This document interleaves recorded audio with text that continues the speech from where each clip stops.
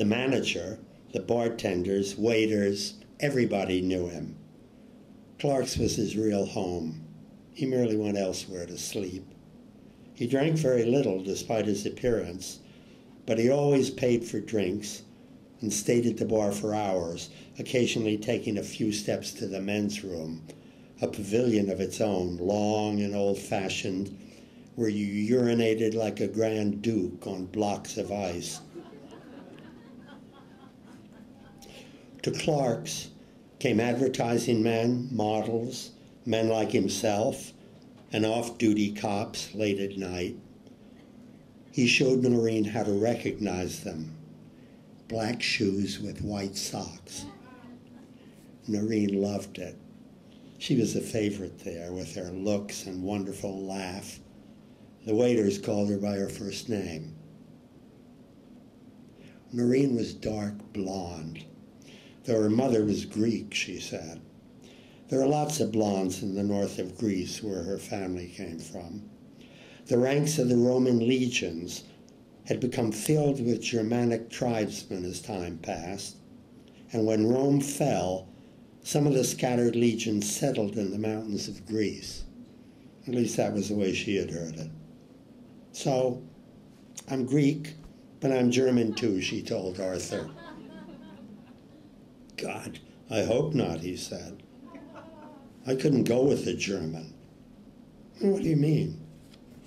Well, be seen with. Arthur, she explained. You have to accept the way things are. What I am and what you are and what's so good. There were things she wanted to tell him, but didn't. Things he wouldn't like to hear, or so she felt. About being a young girl on the night at the St. George Hotel, when she was 19, went upstairs with a guy she thought was really nice. They went to his boss's suite. The boss was away, and they were drinking his 12-year-old scotch, and the next thing she knew, she was lying face down on the bed with her hands tied behind her. That was a different world than Arthur's. His was decent, forgiving, warm. They went together for nearly 3 years, the best years. They saw one another almost every night.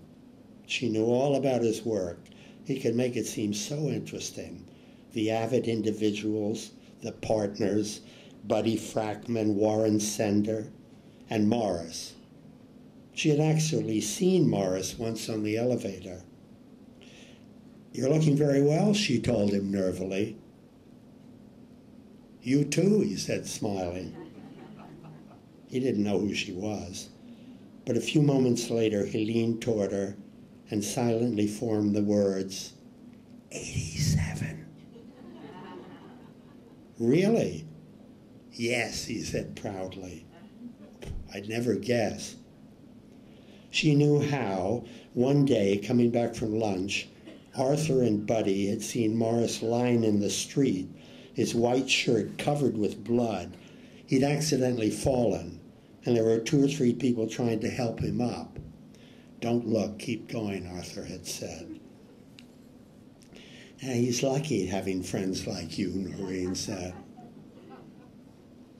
She worked at Gray Advertising, which made it so convenient to meet. Seeing her always filled him with pleasure, even when it became completely familiar. She was 25 and filled with life. That summer, he saw her in a bathing suit, a bikini. She was stunning, with a kind of glow to her skin. She had a young girl's unself-conscious belly and ran into the waves. He went in more cautiously, as befitted a man who had been a typist in the army and salesman for a dress manufacturer before coming to what he called Wall Street, where he had always dreamed of being and would have worked for nothing. The waves, the ocean, the white blinding sand. It was at West Hampton where they went for the weekend. On the train, every seat was taken. Young men in T-shirts and with manly chests were joking in the aisles. Noreen sat beside him, the happiness coming off her like heat. She had a small gold cross, the size of a dime, on a thin gold necklace lying on her shirt. He hadn't noticed it before. He was about to say something when the train began bucking and slowed to a stop. What is it? What's happened? They were not in a station, but alongside a low embankment and some weedy-looking growth. After a while, the word came back. They'd hit a bicyclist. Where? Arthur said. How? We're in a forest. No one knew much more. People were speculating. Should they get off and try to find a taxi? Where were they, anyhow? There were guesses. A few individuals did get off and were walking by the side of the train. God, I knew something like this would happen, Arthur said. Something like this, Noreen said? How could there be anything like this? When we hit the cow, a man sitting across from them offered. The cow? We hit a cow too, Arthur exclaimed. No. A couple of weeks ago, the man explained. That night, Noreen showed him how to eat a lobster. Jesus, my mother would die if she knew this, Arthur said. How will she know? She'd disown me. You start with the claws, Noreen said. She had tucked the napkin into his collar. They drank some Italian wine. West Hampton. Her tan legs and pale heels. The feeling she gave him of being younger. Even, God help him, debonair. He was playful. On the beach he wore a coconut hat. He had fallen in love, deeply and without knowing it. He hadn't realized he'd been living a shallow life. He only knew that he was happy, happier than he had ever been in her company. This warm-hearted girl with her legs, her fragrance, and perfect little ears that were tuned to him. And she took some kind of pleasure in him. They were guests of the Senders, and he slept in a separate room in the basement while she was upstairs. But they were under the same roof, and he would see her in the morning. When are you going to marry her? Everyone asked. She wouldn't have me, he equivocated. Then offhandedly, she admitted meeting someone else. It was sort of a joke. Bobby Pirro.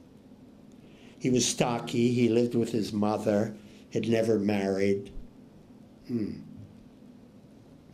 He has black, shiny hair, Arthur guessed, as if good-naturedly. He had to treat it lightly, and Noreen did the same. She would make fun of Bobby when talking about him. His brothers, Dennis and Paul, his wanting to go to Vegas, his mother making chicken Vesuvio, Sinatra's favorite for her. Chicken Vesuvio, Arthur said. It was pretty good. So you met his mother. Yeah, I'm too skinny, she said. Yeah, she sounds like my mother. Are you sure she's Italian? She liked Bobby. At least a little, he could see. Still, it was difficult to think of him as being really significant. He was someone to talk about. He wanted her to go away on a weekend with him.